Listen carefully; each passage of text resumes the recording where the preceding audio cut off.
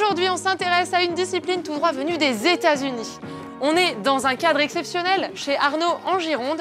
À toi de jouer, part à la découverte de l'équitation western.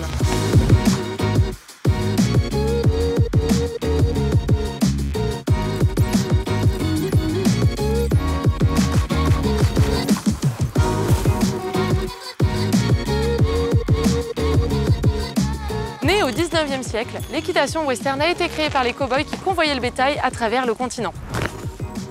Ils avaient appris à leurs chevaux à rester calmes pour ne pas se fatiguer inutilement. Et c'est pour occuper leur journée dans les grandes plaines qu'ils ont créé tout un tas de petits jeux qui sont devenus au fil du temps de vraies disciplines. Alors la plus connue, c'est le reining, mais vous allez le voir aujourd'hui, il y en a plein d'autres, comme le horsemanship, le barrel race, le ranch riding ou encore le trail in hand. Un vaste choix de disciplines accessibles au plus grand nombre, comme la randonnée nature, la vie au grand air, les grands espaces, l'essence de l'équitation western.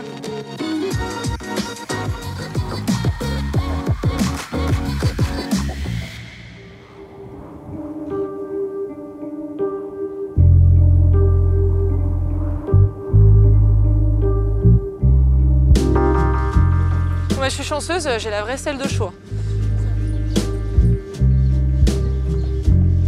On va le prendre en main et on va commencer un peu de boulot à pied. L'idée, c'est que le cheval t'accompagne sans qu'il n'y ait aucune tension au niveau de ta main. Ok. On y va? Ok. Ça a l'air facile quand tu le fais. J'accélère. Tu vois mon attitude qui change? Progressivement, ouais. Je ralentis et je m'arrête. Vas-y, essaye-le, tu vois que c'est pas easy, quoi. Ok. Tu l'as légèrement attendu dans ta démarche. Lui s'est dit, tiens, j'ai une opportunité qu'elle s'adapte à moi. Ça marche. C'est ce que tu as fait. Slide un peu ton bassin, rétroverse-le et descends dans ta selle. Par rapport à la commande au niveau de tes jambes, tu vas demander un contact et dès que tu obtiens, tu relâches. Ok, ça change pas mal de choses et même au niveau de la position du cavalier et tout, c'est bien différent.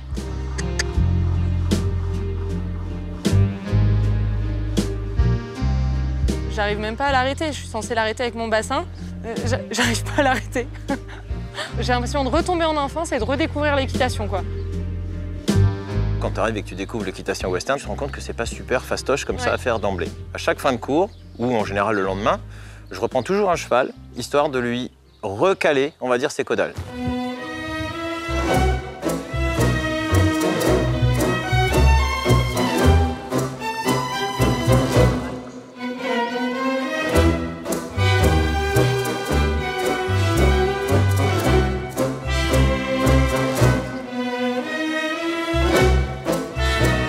On déplace complètement les épaules et on part de l'autre. C'est bluffant, hein. Ah, franchement, c'est passionnant, ça donne vraiment envie de se mettre au western pour développer la connexion avec le cheval. Voilà, et tu galopes. Maintenant, place tes yeux sur les quarts de cercle que je t'ai dit. Garde tes mollets, garde tes mollets, garde tes mollets, garde tes mollets. Et repasse tranquillement, tu repasses. Parce qu'en fait, Allez, place au scanner de l'équitation western. Vous connaissez le principe, le scanner, c'est tout ce que les cavaliers adorent dans cette discipline. Moi, ce qui m'a plu dans le western, en fait, c'est que c'est cool, en fait. C'est vraiment une approche différente. On est en sécurité. Il y a plein de choses, c'est hyper varié en fait. Moi, j'adore le ranch riding parce que c'est assez complet. Il y a une connexion qui s'opère avec les chevaux. Il y a un grand dialogue avec le cheval. Il faut être très à l'écoute. On peut pas obtenir sans avoir l'accord du cheval. On parle vraiment avec le corps au cheval, on n'est pas là sur les rênes. Il y a moins cet esprit compète, tout ça, beaucoup plus relax. Ce qu'il faut, c'est que ce soit pas une contrainte et que ce soit pour le cheval aussi un plaisir. C'est plus un partenaire, je dirais. Bon, et du coup, maintenant, Arnaud, qu'est-ce qu'on va faire? on va aller en extérieur et puis on va essayer de voir tout ce qui est ranch trail si tu veux. Ok, super, ça me tente.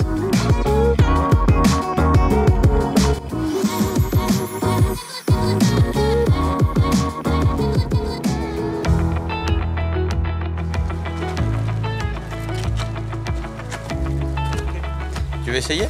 Allez. Vas-y, go. Déplace tes yeux. Maintenant, hop, plus ton épaule, parce que comme ça, et voilà.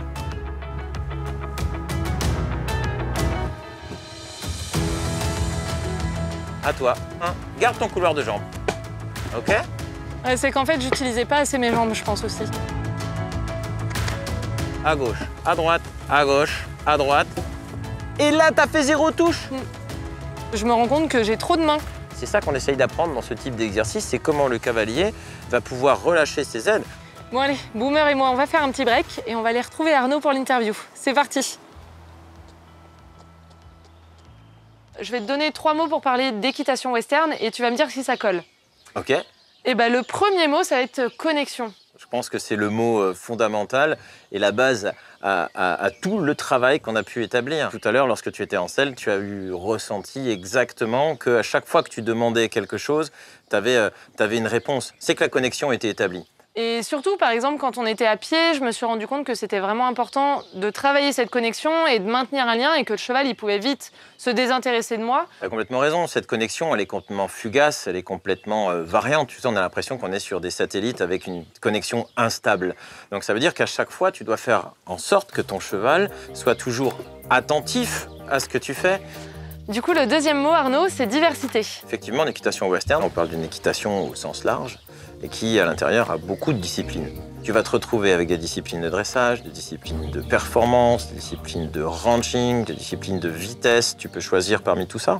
Il y en a vraiment pour tous les goûts, quoi. Il y en a pour tous les goûts. Tu viens piocher dans le western tout un tas de trucs qui peuvent être utiles ensuite dans toutes tes autres disciplines. Et t'es pas obligé de te dire, je fais du western, faire du western, c'est pas porter un chapeau, porter une chemise, etc. Non, faire du western, finalement, c'est rentrer dans une démarche intellectuelle d'éducation de ton cheval pour aboutir à quelque chose.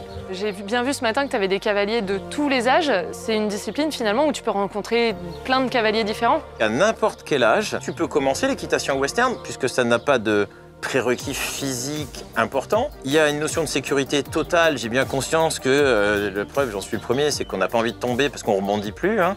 J'aimerais bien qu'on ait des plus jeunes encore, tu vois, qui veuillent découvrir que la relation avec le cheval, c'est juste pas du tape là-dedans et avance. C'est justement autre chose. Et puis tu apprends tellement sur toi-même à chaque fois. Et passé un certain âge, plus finalement, je vais te dire, on est âgé d'une certaine manière, plus la somme d'expériences acquises par la vie et par l'individu fait que finalement, tu as tout un tas de cartes à jouer avec ton cheval. Et du coup, pour finir, si je te dis évasion. Il ne faut pas imaginer évasion d'un point de vue western comme si d'un seul coup on allait partir ailleurs, quoi. Cette évasion, moi je la trouve très intérieure. On ne peut pas, quand on a des problèmes dans sa tête, monter à cheval.